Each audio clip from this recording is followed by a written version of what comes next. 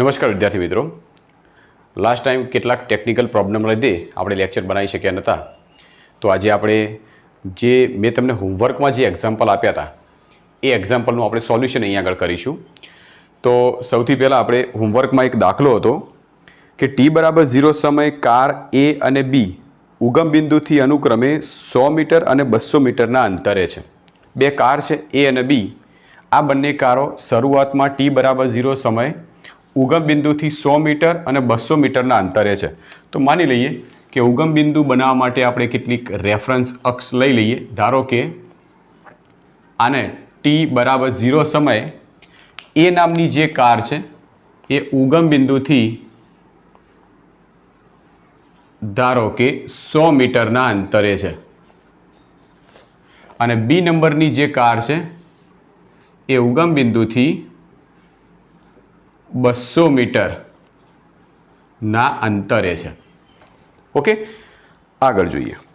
બંને કાર એક સાથે અનુક્રમે 10 મીટર પ્રતિ સેકન્ડ અને 5 મીટર પ્રતિ સેકન્ડના અચળ વેગથી એક જ દિશામાં ગતિ કરે છે. બંને કાર છે એ કાર A જે દિશામાં ગતિ કરે છે એ જ દિશામાં કાર B પણ ગતિ કરે છે. બંનેના વેગ આપી દીધા છે. આ છે કાર A ની દિશા અને આ કાર B ની દિશા. કાર A નો વેગ VA તમને આપી દીધો છે 10 મીટર પ્રતિ સેકન્ડ. કાર B નો વેગ આપણને આપી દીધેલો છે 5 મીટર પ્રતિ સેકન્ડ. 5 મીટર પ્રતિ સેકન્ડ. આગળ જોઈએ. આ બંને કાર કયા સમય અને કયા સ્થાન આગળ એકબીજાને મળશે? આ જે બંને કાર છે એ કયા સમય એટલે કે t બરાબર કયો સમય અને કયા સ્થાને એકબીજાને મળશે? તો ધારો કે વિચારો, આ બંને કાર છે એકી સાથે ગતિ કરે છે. આ ઓલરેડી t=0 સમય ઉગમ બિંદુથી 100 મીટર અંતરે પડી છે અને આ પણ ઓલરેડી t=0 સમય ઉગમ બિંદુથી 200 મીટરના અંતરે છે. હવે બંને કાર આ દિશામાં ગતિની શરૂઆત કરે છે, જેમાં આ કારનો વેગ વધારે છે, B કારનો વેગ ઓછો છે. તો એક એવું સ્થાન મળશે કે જ્યાં બંને કારો એકબીજાને મળેલી હશે. એક એવું સ્થાન મળશે કે જ્યાં બંને કારો એકબીજાને મળેલી હશે. શું આ સ્થાનને, માની લો કે આ જગ્યાએ A નંબરની કાર હોય તો એ જ જગ્યાએ B નંબરની કાર મળી હશે. તો શું આ જે બંને સ્થાન રહ્યા, આ બંને સ્થાનને એમ કહી શકાય કે ઉગમ બિંદુથી XA જેટલું સ્થાન, આનું ઉગમ બિંદુથી XB જેટલું સ્થાન, એટલે કે ટૂંકમાં તમે XA અથવા તો XB શોધી કાઢો તો કહી શકાય કે કોઈ T સમયે આ બંને કારો એકબીજાને આટલા અંતરે મળી હશે. બરાબર? તો જે અંતરે બંને કાર એકબીજાને મળતી હશે એ અંતરને A કારનું XA અંતર કહીશું અને આ અંતરને B કારનું XB અંતર કહીશું. તો શરૂઆતમાં જે 100 મીટર અને 200 મીટર આપ્યા છે એ શું છે? તો તમને આ સાપેક્ષ સ્થાનાંતર નામની જે થિયરી હતી એના ઉપરથી આપણને થોડો અંદાજ આવી ગયો કે ભાઈ બે પદાર્થો આપણે A અને B અમુક સ્થાન ઉપર રાખ્યા હોય કે જેના ઉગમ બિંદુથી અંતર જેના આપણે XAO તરીકે ઓળખતા હતા અને બીજું XBO તરીકે ઓળખતા હતા. ચલો, XAO તરીકે 100 મીટર, XBO તરીકે 200 મીટર. ક્લિયર? તો આપણે શોધવાનું શું થશે? XA અથવા તો XB. કેમ? અથવા કારણ કે બંને એકબીજાને મળે છે, તો મળે એનો મતલબ એ થાય કે XA જેટલું હશે એટલું જ XB હશે, અથવા તો ટૂંકમાં તમે X પણ કહી શકો. ક્લિયર? તો તમને ખ્યાલ આવી ગયો કે ભાઈ આટલા ડેટા આપેલા છે, આપણે X ની કિંમત અથવા તો XA કે XB પણ કહી શકો અને સમય t ની કિંમત શોધવી છે. તો સાપેક્ષ સ્થાનાંતરમાં આપણે જે સૂત્ર ભણી ગયા હતા એ સૂત્રનો આપણે ઉપયોગ કરીએ. તો સાપેક્ષ સ્થાનાંતરમાં આ પ્રમાણેનું સૂત્ર હતું કે XB - XA બરાબર XBO - XAO વત્તા VB - VA ઇન્ટુ T. આ સૂત્ર યાદ છે તમને? આ સૂત્રનો આપણે ઉપયોગ કરીએ. ચલો, કેમ આ સૂત્રનો ઉપયોગ કરીએ? કઈ વસ્તુ મેળવવા માટે? સૌથી પહેલા સમય t મેળવવા માટે આપણે આ સૂત્રનો ઉપયોગ કરીશું. ઓકે, આનો મતલબ શું થાય? XB - XA. XB અને XA શું છે પહેલા સમજો કે XB કોઈ ટી સમયે કાર બી નું સ્થાન એક્સ એ, કોઈ ટી સમયે કાર એ નું સ્થાન. પણ ખબર છે કે કોઈ ટી સમયે બંને કાર એકબીજાને મળવાની છે અને બંને કાર મળશે તો બંને કારના ઉગમ બિંદુથી અંતર પણ સમાન થાય. તો આવી સ્થિતિમાં એક્સ બી માઇનસ એક્સ એ બંનેની બાદબાકી કરો તો પણ શૂન્ય થઈ જશે. તો અહીંયા આગળ લખી શકીએ કે અહીં બંને કાર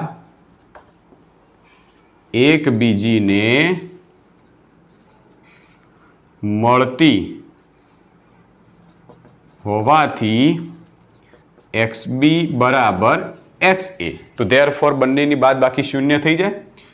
તો 0 બરાબર એક્સ બી ઓ. ચલો એક્સ બી ઓ બરાબર છે 200 મીટર, એક્સ એઓ છે 100 મીટર, વત્તા વીબી બરાબર બી કારનો વેગ કેટલો છે ભાઈ 5 મીટર પ્રતિ સેકન્ડ, માઇનસ 10 મીટર પ્રતિ સેકન્ડ ઇન્ટુ ટી. ઓકે, અહીંયા આગળ 0 બરાબર 200 માઇનસ 100, 100 પ્લસ 5 માઇનસ 10 એટલે -5. તો અહીંયા આગળ થઈ જશે -5 ટી. -5 ટી બરાબરની આ બાજુ લાવી દો તો +5 ટી બરાબર 100 મીટર. ધેરફોર ટી બરાબર 100 ભાગ્યા 5. તો ટી બરાબર 20 50 ને 100. તો આટલી સેકન્ડ લાગશે કે જ્યાં બંને કારો એકબીજાને મળશે. ચલો માની લીધું કે આ બંને કારો ઉપડી અને 20 સેકન્ડ થયો ત્યાં બંને કારો એકબીજાને મળી. તો જે વખતે બંને કારો એકબીજાને મળે છે ત્યાંથી ઉગમ બિંદુ સુધીનું અંતર કેટલું હશે? તો ક્યાં તો તમે એક્સ એ શોધી કાઢો અથવા તો એક્સ બી શોધી કાઢો, કારણ કે બંને એકબીજાને મળે છે તો બંને અંતર સમાન થાય. તો આપણે એક કામ કરીએ, એક્સ એ શોધીએ, જેને તમે એક્સ પણ કહી શકો. ક્લિયર? કારણ કે બંને કિંમત સમાન છે તો કોઈ એક્સ કિંમત ધારી શકો. ચલો એના માટેનું સૂત્ર તમને ખબર છે કે એક્સ એ બરાબર એક્સ એ ઓ વત્તા વીએ ઇન્ટુ ટી થિયરીમાં આવી ગયું. એક્સ એ ઓ એની કિંમત 100 મીટર પ્લસ વીએની કિંમત 10 ઇન્ટુ ટી તરીકે લાયા આપણે 20. ચલો કેટલો જવાબ આવ્યો? 100 વત્તા 200.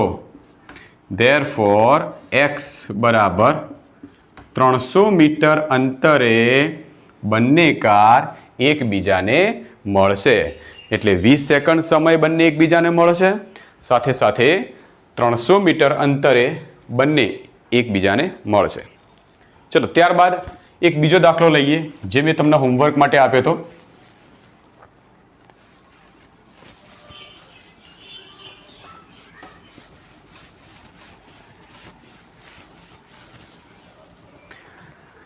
ચલો જુઓ, દાખલો છે દાખલા નંબર ખબર નથી પણ હું તમને રકમ બોલું છું. તમે તમારા જે હોમવર્કમાં મેં તમને દાખલો આપ્યો તો એની રકમ તમે જોતા રહેજો. દાખલો આ પ્રમાણે છે કે ઉર્ધ્વ દિશામાં ફેંકેલ એક બોલ 16 મીટરની મહત્તમ ઊંચાઈ પ્રાપ્ત કરે છે. તમારા હાથમાં એક બોલ છે જેને તમે ઉર્ધ્વ દિશામાં ફેંકો છો, ઉપરની તરફ ફેંકો છો. તો જેવો ફેંકો છો એટલે મેક્સિમમ એ 16 મીટરની ઊંચાઈ સુધી પહોંચે છે અને પછી રિટર્ન થાય છે. એટલે કે બોલને ફેંકો છો તો 16 મીટરની મહત્તમ ઊંચાઈ સુધી જાય છે. તો કઈ ઊંચાઈએ તેનો વેગ પ્રારંભિક વેગથી અડધો થાય? એટલે કે તમે ધારો કે અહીંથી ફેંક્યો, માની લઈએ કે અહીંથી 10 મીટર પ્રતિ સેકન્ડની ઝડપથી ફેંક્યો, તો આ બોલ જેમ જેમ ઉપર જશે એમ એનો વેગ ઘટવાનો અને એક એવી ઊંચાઈ મળશે કે જે વખતે શરૂઆતમાં તમે જે 10 મીટર પ્રતિ સેકન્ડની ઝડપથી ફેંક્યો તો એના કરતાં એનો વેગ અડધો થઈ જાય. તો આવી સ્થિતિમાં એ ઊંચાઈ તમારે શોધવાની છે. ચલો આપણે આકૃતિ એક રફમાં બનાવી જોઈએ. માની લઈએ કે આ એક જમીન છે જ્યાંથી આપણે પદાર્થને ફેંકવાનો છે. ધારો કે આપણે અહીંથી એક પદાર્થને ઉર્ધ્વ દિશામાં ફેંકીએ છીએ. ઓકે, અને આ જગ્યાએ એની મહત્તમ ઊંચાઈ છે, મહત્તમ ઊંચાઈ, અને કેટલી આપી છે? 16 મીટર. બરાબર.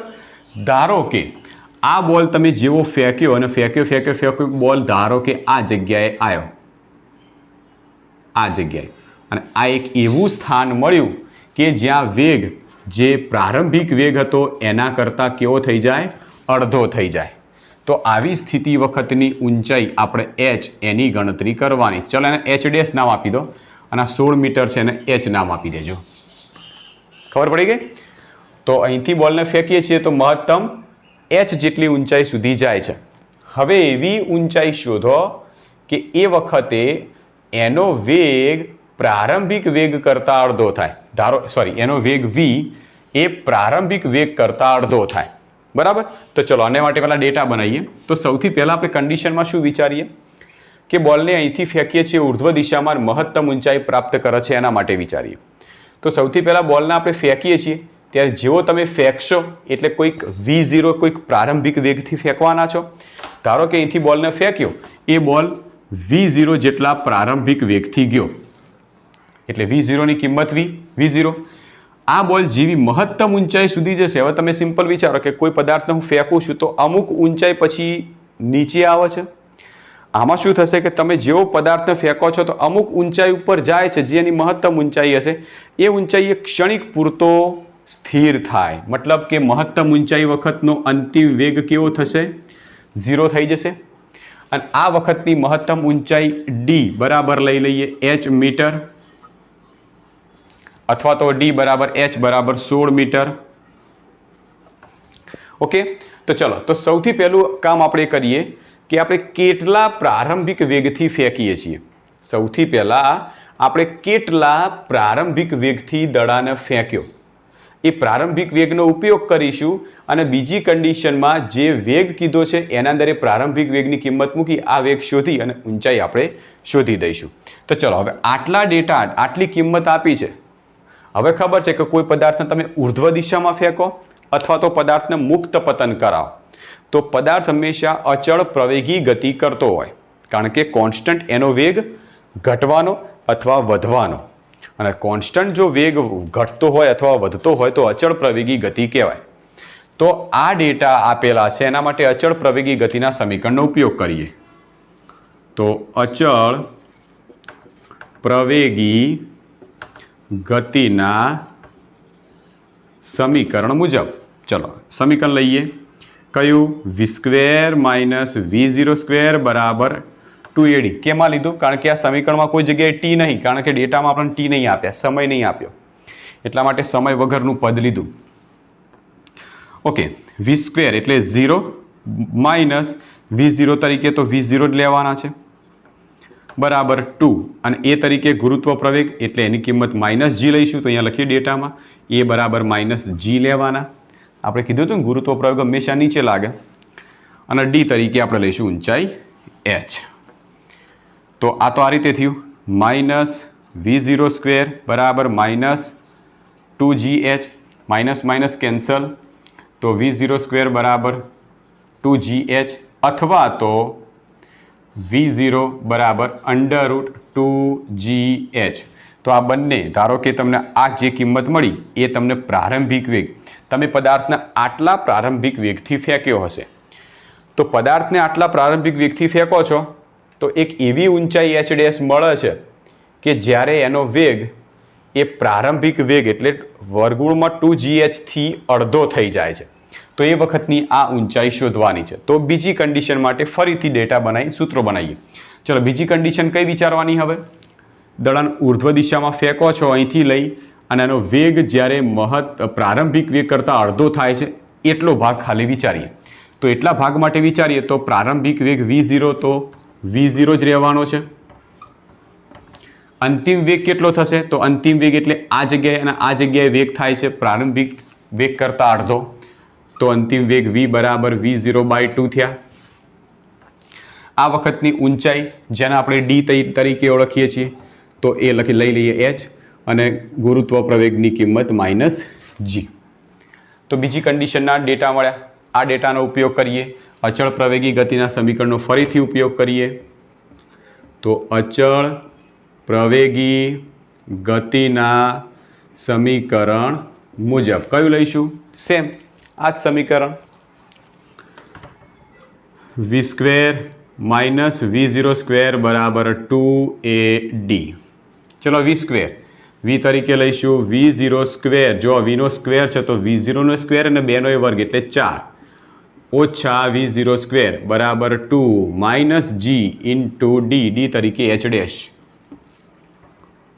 ધેરફોર આનો તમે લસા લઈને કરશો જવાબ તો આવશે -3/4 v0² બરાબર -2gh.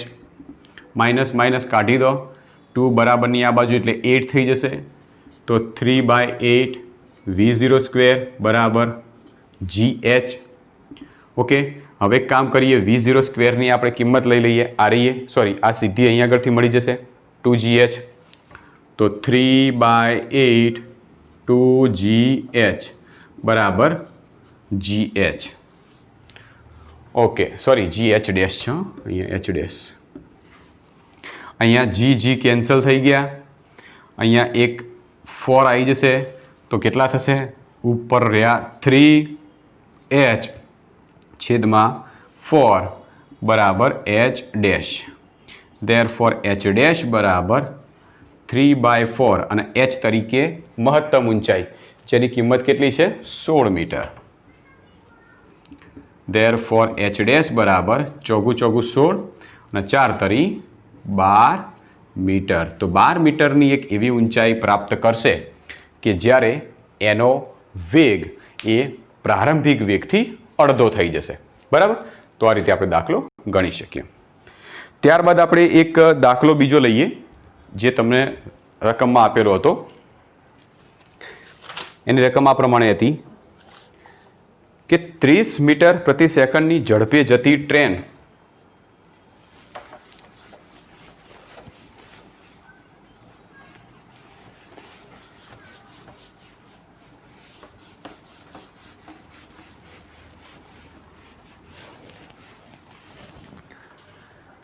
રકમ જોજો. 30 મીટર પ્રતિ સેકન્ડની ઝડપે જતી ટ્રેન એનો ડ્રાઈવર બીજી એક ટ્રેન બીને તે જ પાટા પર તે જ દિશામાં 10 મીટર પ્રતિ સેકન્ડની ઝડપથી જતા જુએ છે અને તરત જ બ્રેક મારે છે અને પરિણામે ટ્રેન પર 2 મીટર પ્રતિ સેકન્ડ સ્ક્વેરનો પ્રતિપ્રવેગ લાગે છે. અકસ્માત નિવારવા માટે બંને ટ્રેન વચ્ચેનું અંતર ઓછામાં ઓછું કેટલું હોવું જોઈએ?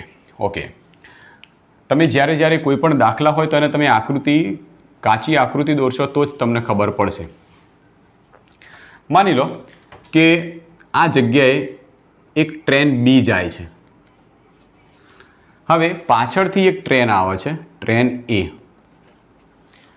આ ટ્રેન બી આ દિશામાં જાય છે, ટ્રેન એ પણ એ જ દિશામાં જાય છે. વેગ આપી દીધો છે, જોઈ લઈએ.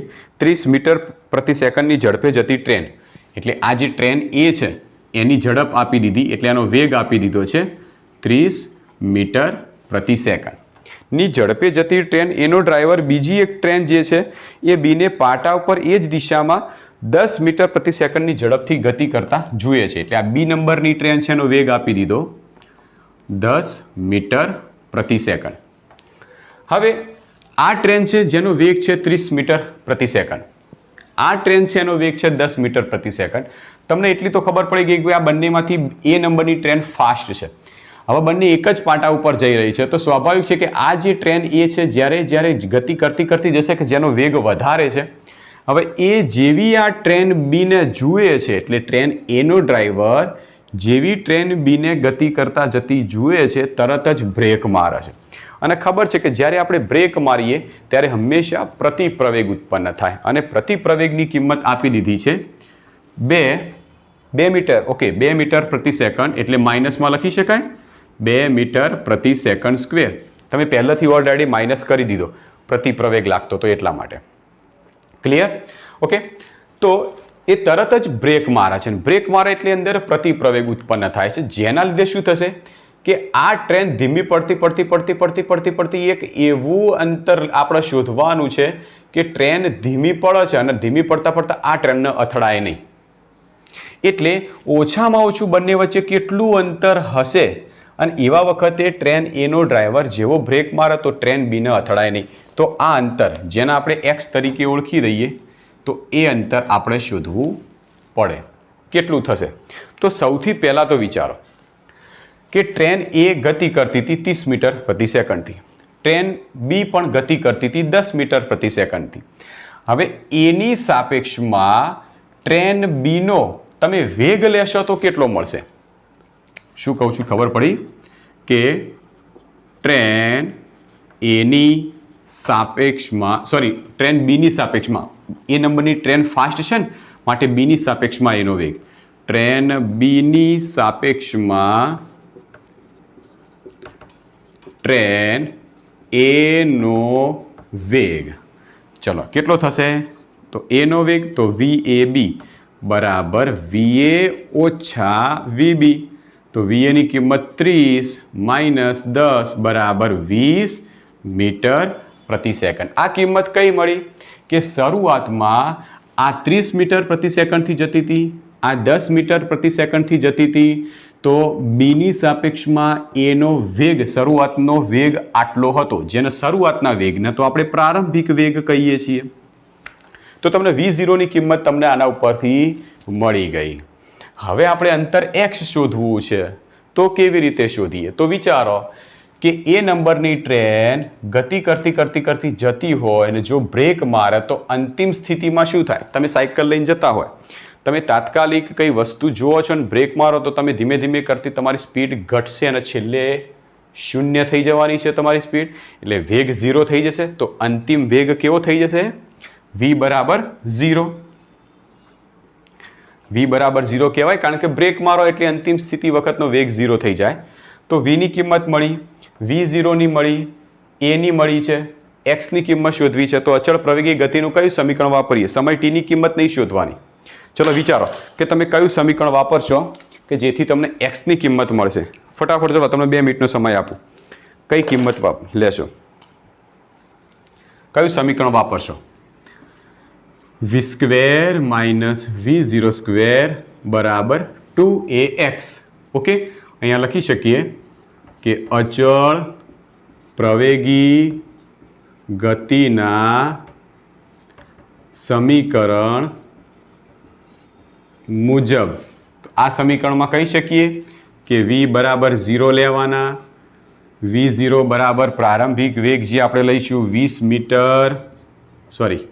મીટર પ્રતિ સેકન્ડ, પ્રવેગ A ની કિંમત -2 મીટર પ્રતિ સેકન્ડ સ્ક્વેર, અને x એટલે સ્થાન જે આપણે શોધવાનું છે. 2AX કહો અથવા 2AD કહો, ઓકે તમે ગમે તે કહી શકો.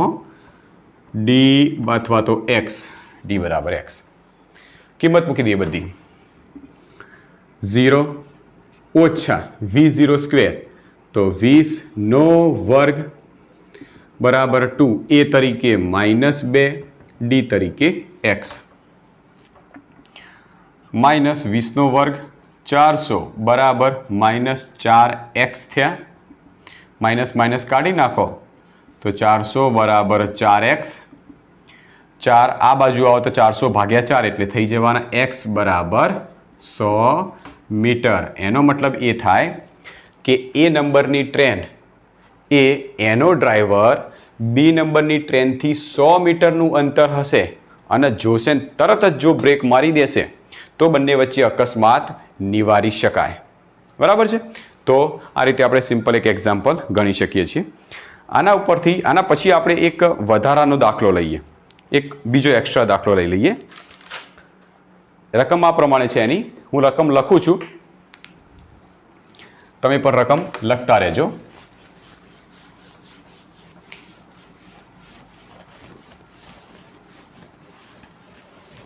એક્સ્ટ્રા એક્ઝામ્પલ છે કે એક ટાવરની ઊંચાઈ 39.2 મીટર છે. એક ટાવરની ઊંચાઈ 39.2 મીટર છે. આગળ કોઈ એક ક્ષણે ટાવર પરથી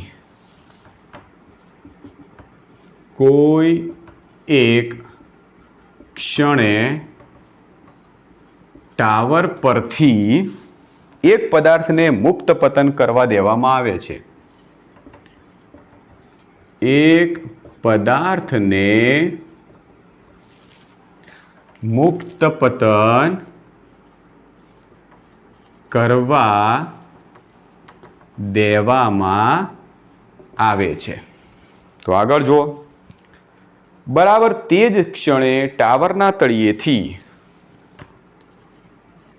બરાબર તે જ ક્ષણે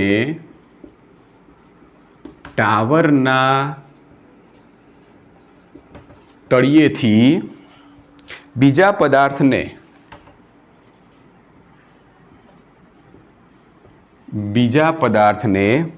ઉર્ધ્વ દિશામાં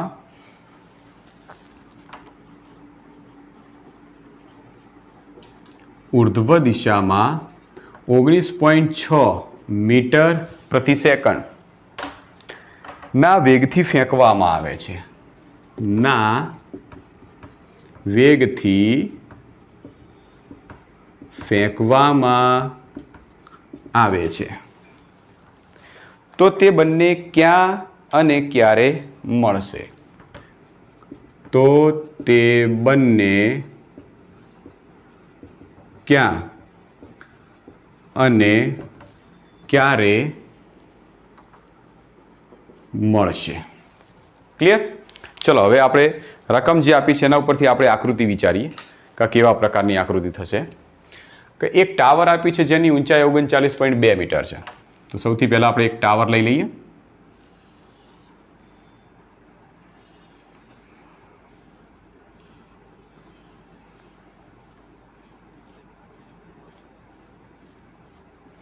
ઓકે, આ જે ટાવર છે એ ટાવરની ઊંચાઈ આપણને આપી દીધેલી છે. ટાવરની ઊંચાઈ છે જેને તમે h કહી દો અથવા તો d કહી દો, 39.2 મીટર. ખ્યાલ આવી ગયો? શું કીધું છે જુઓ, એક ટાવરની ઊંચાઈ 39.2 મીટર છે. કોઈ એક ક્ષણે ટાવર પરથી પદાર્થને મુક્ત પતન કરવા દેવામાં આવે છે. ધારો કે અહીંયા એક પદાર્થ છે, ટાવરની ઊંચાઈ ઉપર એક પદાર્થ છે. આ પદાર્થને મુક્ત પતન કરવા દઈએ એટલે નીચે પડવા દઈએ છીએ, છોડી મૂકીએ છીએ. મુક્ત પતનનો મતલબ શું થાય? કે ફેંકવો નહીં, આપણા હાથમાં છે છોડી મૂકો, નીચે પડે છે એવો થાય મતલબ. પદાર્થને મુક્ત પતન કરવા દેવામાં આવે છે. બરાબર એ જ ક્ષણે, એ જ વખતે ટાવરના તળિયેથી બીજા પદાર્થને ઉર્ધ્વ દિશામાં ફેંકવામાં આવે છે. જેવો આ પદાર્થને મુક્ત પતન કરીએ એવો અહીંયાથી એક બીજો પદાર્થ લઈ લઈએ છીએ, એને ઉર્ધ્વ દિશામાં ફેંકીએ છીએ. અને આ પદાર્થને કેટલા વેગથી ફેંકીએ છીએ? 19.6 મીટર પ્રતિ સેકન્ડના વેગથી ફેંકીએ છીએ. ઓકે, અને આના આપણે કરીએ છીએ મુક્ત પતન. ઓકે, તો તે બંને ક્યાં અને ક્યારે મળશે એનો મતલબ ખબર પડી કે અહીંથી એક પદાર્થ ઉપર ફેંકવું, અહીંથી છોડી મૂકવું, તો એક એવું સ્થાન મળશે કે જ્યાં બંને એકબીજાને મળશે. ધારો કે એ સ્થાન આપણે અહીંયા લઈ લઈએ. આ એક એવું સ્થાન છે જ્યાં બંને પદાર્થો એકબીજાને મળ્યા. એટલે કે આ ઉપરથી નીચેથી આવતો પદાર્થ અહીંયા હશે અને ઉપરથી આવતો પદાર્થ પણ આ જ જગ્યાએ હશે. બંને એકબીજાને મળશે. તો ક્યાં એટલે અહીંથી કેટલા અંતરે મળશે અને ક્યારે એટલે કયા સમય? તો t બરાબર કયો સમય હશે અને d બરાબર અંતર કયું હશે? ઓકે, ખ્યાલ આવી ગયો? આ d બરાબર d કહી દો અથવા તો d ડેશ કહી દો. ચલો, જો તમે આને ઊંચાઈ h અથવા તો d કહી દો તો આને આપણે d ડેશ કહી દઈએ. તો આટલું અથવા તો આટલું તમારે મૂળ શું શોધવું છે કે કયા અંતરે? તમે એમ કહો કે ભાઈ ટાવરની ટોચથી આટલા મીટર અંતરે મળશે તો પણ સાચું છે, અને તમે એમ કહો કે ભાઈ જમીનની સપાટીથી આટલા મીટર અંતરે મળશે તો પણ સાચું છે. એટલે તમારે અંતર ડી ડેશની ગણતરી કરવી છે. ઓકે, ચલો કેવી રીતે કરીએ? શું કરીશું? થોડું વિચારીશું કે આને ક્યારે મળશે તો શું કરીશું કંઈક. ચલો આપણે કામ કરીએ, આ જે વચ્ચેના ભાગમાં મળે છે ને એ ભૂલી જઈએ. પહેલાં આપણે શું કરીએ કે આ જે પદાર્થ છે એ પદાર્થને ઉપરથી છોડી મૂકું છું અને પદાર્થ નીચે તરફ મુક્ત પતન કરે છે. ધારો કે આ પદાર્થ આ જગ્યાએ મળ્યો, સમજણ પડી? આ પદાર્થ એ આને આ જગ્યાએ મળ્યો, તો આ પદાર્થનું આ જગ્યા સુધીનું અંતર જેના આપણે નામ આપી દઈએ D1. તો તો d1 જેટલા અંતરે ધારો કે આ પદાર્થ ઉપરથી મળે છે. સેમ એવી રીતે નીચેથી ફેંકેલો પદાર્થ આ જગ્યાએ મળે છે, જેની નીચેથી ઊંચાઈ આપણે લઈ લઈએ d2. બરાબર. તમે d1 શોધી કાઢો અથવા તો d2 શોધી કાઢો અથવા તો એને d' પણ નામ આપી શકો, તો એની ગણતરી કરવી છે. તો સૌથી પહેલાં d1 માટે જે પદાર્થને તમે મુક્ત પતન કરાવો છો, પહેલાં એ પદાર્થ માટેની વાત કરીએ. સૌથી પહેલાં મુક્ત પતન કરતો જે પદાર્થ છે એના વિશેની ચર્ચા કરીએ. તો મુક્ત પતન કરતા પદાર્થ માટે, ચલો મુક્ત પતન કરતા પદાર્થ માટે કઈ કઈ કિંમતો આપી છે, શું આપી છે ચેક કરીએ. તો સૌથી પહેલાં કોઈ પણ પદાર્થને મુક્ત પતન કરાવો, છોડી મૂકો હાથમાં, એટલે શરૂઆતમાં તમારા હાથમાં હોય એટલે વેગ 0 હોય, એટલે પ્રારંભિક વેગ v0 0 હશે. ખબર પડી? શરૂઆતનો પ્રારંભિક વેગ કેવો હશે? 0 હશે. આ પદાર્થ ગતિ કરતો કરતો નીચે આવવાનો છે, તો આ પદાર્થ આ જગ્યાએ ભેગો થાય છે, તો ત્યાં સુધીનું અંતર જેને આપણે d કહીએ અને d બરાબર d1 લઈ લઉં. ઓકે. પદાર્થ મુક્ત પતન કરે છે તો ગુરુત્વ પ્રવેગ a બરાબર -g લઈ લઉં. ખબર પડી? અને પદાર્થ જેમ જેમ નીચે આવતો જશે એમ એમ એના અંતરમાં ઘટાડો થશે. તો ચલો આપણે આ બધી કિંમતો છે, તો આ બધી કિંમતોને ધ્યાનમાં રાખી અચળ પ્રવેગી ગતિના સમીકરણનો ઉપયોગ કરવો છે. કેમ અચળ પ્રવેગી? કારણ કે મેં તમને પહેલાં પણ કીધું છે, કોઈ પદાર્થને ઉપર ફેંકો કે નીચે આવતો હોય તો મુક્ત પતન કરતો હોય તો અચળ પ્રવેગી ગતિના સમીકરણો સીધા આવી જાય. કયા સમીકરણનો ઉપયોગ કરીશું? ચલો થોડું વિચારો. ચલો આપણે માની લઈએ કે સમય t બરાબર t જેટલો છે. ચલો હળો, t બરાબર t જેટલો સમય લઈ લો, કે ધારો કે t બરાબર t જેટલા સમય ભેગો થાય છે. તો હવે વિચારો કે કયા સમીકરણનો આપણે ઉપયોગ કરીશું. ચલો તમને 1 મિનિટ આપું. સમય t બરાબર t લઈ લો અને 1 જ મિનિટ આપું છું, ફટાફટ કહી દો કે કયું આપણે સમીકરણ વાપરીએ.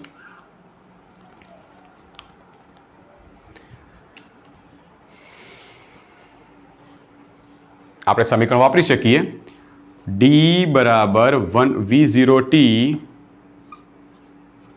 Plus 1/2 at². ખબર ના પડી કેમ આ વાપરવું પડ્યું? તો વિચારી લો, આ જે ડેટા આપ્યા એ ડેટામાં કોઈ vની કિંમત આપી છે. v એટલે શું? અંતિમ વેગ. અંતિમ કયો? અંતિમ મુક્ત પતન થાય છે ત્યાંથી બંને પદાર્થો એકબીજાને મળે છે, તો આ જગ્યાએ મળતો હોય તો આ સ્ટાર્ટિંગ ના અંતિમ. અંતિમ વેગ આટલો છે એવું કશું કીધું નહીં, મતલબ અંતિમ વેગ નહીં આપ્યો. તો અંતિમ વેગ ના આપ્યો હોય તો એના સિવાયના ડેટા બનાવો તો આ બને. અને અંતિમ વેગ જો આપેલો હોય તો v² - v0² બરાબર 2ad સૂત્રનો ઉપયોગ કરી શકીએ, પણ એ નહીં આપી માટે આપણે આ સૂત્રનો ઉપયોગ કરીશું. બરાબર. પેલું પણ તમે જોયું છે v બરાબર v0 + at, એમાં પણ v આવતો, તો માટે આપણે આ સમીકરણ લેવું પડ્યું. ઓકે. ચલો d બરાબર શું? d બરાબર અંતર d1.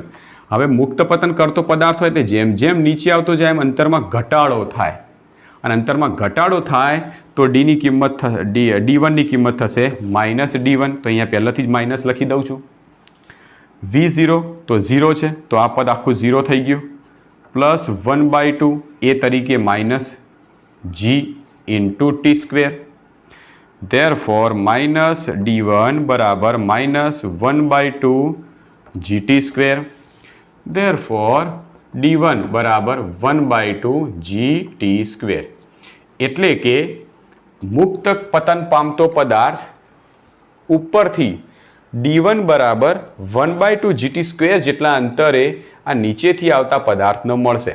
સેમ આવી રીતે નીચેથી નાખેલો પદાર્થ d2 બરાબર ખાલી જગ્યા જેટલા અંતરે પહેલા ઉપરના પદાર્થને મળશે. તો d2 ની કિંમત પણ શોધી કાઢીએ. એટલે આમ લખીએ કે ઉર્ધ્વ દિશામાં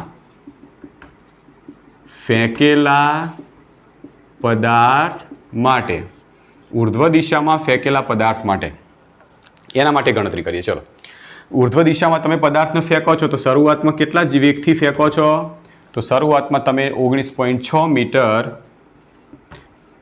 પ્રતિ સેકન્ડના વેગથી ફેંકો છો. ત્યારબાદ પદાર્થને તમે જેવો ફેંકશો એટલે ઉપર જવાનો છે, અને ઉપર જતાં જતાં એક એવું સ્થાન મળે છે કે જ્યાં બંને એકબીજાને મળે છે, અને એ વખતનો સમય ધારો કે t જેટલો છે, તો t બરાબર t. ઓકે. પદાર્થને ઉપર ફેંકો છો તો ગુરુત્વ પ્રવેગ a બરાબર -g.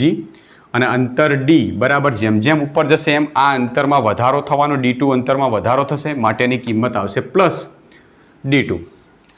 આટલા ડેટા આપ્યા છે તો આના જેટલા હતા એ જ છે, તો ફરીથી એ જ સમીકરણ વાપરીએ કે ડી બરાબર V0t પ્લસ 1/2 AT², અને ડી તરીકે લઈ લઈએ D2. V0 બરાબર V0 જ રાખીએ અત્યારે, પછી છેલ્લે કિંમત મૂકીશું. V0t વત્તા 1/2 એ તરીકે minus G into T². Therefore D2 બરાબર V0t માઇનસ 1/2 GT². બે સમીકરણ મળી ગયા D1 અને D2. તો આમ કહી શકાય D1 એટલે અહીંથી આટલું અંતર, D2 એટલે અહીંથી આટલું અંતર, તો કુલ D બરાબર D1 વત્તા D2 થાય, અને કુલ D ની કિંમત કેટલી છે? 39.2. તો આને આપણે કહી દઈએ સમીકરણ 1, અને આ જે મળ્યું એને આપણે કહી દઈએ સમીકરણ 2. તો સમીકરણ 1 અને 2 નો સરવાળો કરતા, બંનેનો સરવાળો કરી દો તો કુલ અંતર D બરાબર D1 વત્તા D2.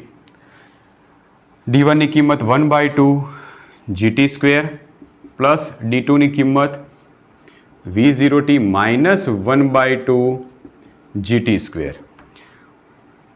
પ્લસ માઇનસ કેન્સલ, વધ્યા કેટલા? V0t. D બરાબર ઓકે, તો D બરાબર કેટલું અંતર છે? 39.2 બરાબર V0 પ્રારંભિક વેગ કેટલો છે? 19.6 ઇન્ટુ T. Therefore 39.2 ભાગ્યા 19.6 બરાબર T. તો therefore T બરાબર કેટલો જવાબ આવશે? 19 દુ 38, તો 39 એટલે 2 સેકન્ડ. તો 2 સેકન્ડ સમય થશે ને તરત જ આ બંને પદાર્થો એકબીજાને મળેલા હશે. હવે કેટલા અંતરે મળશે? તો ક્યાં તો તમે ઉપરથી D1 અંતર શોધી કાઢો, ક્યાં તો નીચેથી D2 અંતર શોધી કાઢો. તમે D1 શોધો અથવા તો D2 શોધી કાઢો તો એ સ્થાન એવું મળશે કે જ્યાં બંને પદાર્થો એકબીજાને મળશે. તો આપણે અહીં આગળ